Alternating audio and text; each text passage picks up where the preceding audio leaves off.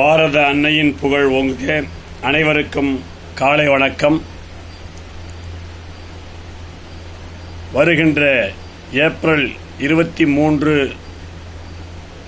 2026 நடைபெற இருக்கின்ற தமிழக சட்டமன்ற தேர்தலில் தேசிய ஜனநாயக கூட்டணி வேட்பாளர்கள் தாமரை சின்னத்தில், இரட்டை இலை சின்னத்தில், மாம்பழ சின்னத்தில், குக்கர் சின்னத்தில் தமிழக மக்கள் பேராதரவு நல்கி தேசிய ஜனநாயக கூட்டணி வேட்பாளர்கள் 234 உறுப்பினர்களும் வெற்றி பெறச் செய்ய வேண்டியது தமிழர்களுடைய கடமை என்பதை நான் மீண்டும் நினைவுபடுத்த விரும்புகிறேன்.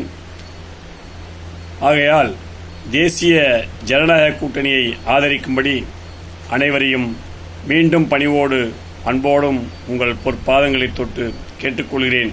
தேச வளர்ச்சிக்கும் தமிழகத்தின் வளர்ச்சிக்கும் தமிழகத்தில் ஏற்படுகின்ற கடன் சுமைகளை குறைப்பதற்கும் மேலும் பல நல்ல திட்டங்களை கொண்டு வருவதற்கும் தேசிய ஜனநாயக கூட்டணி தயாராகி இருக்கிறது.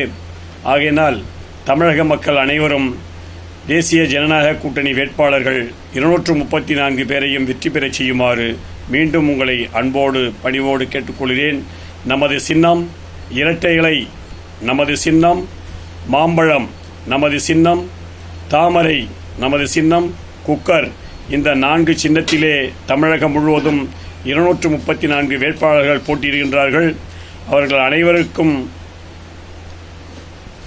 தமிழக வாக்காளர் பெருமக்கள் 5.25 கோடி மக்கள் அனைவரும்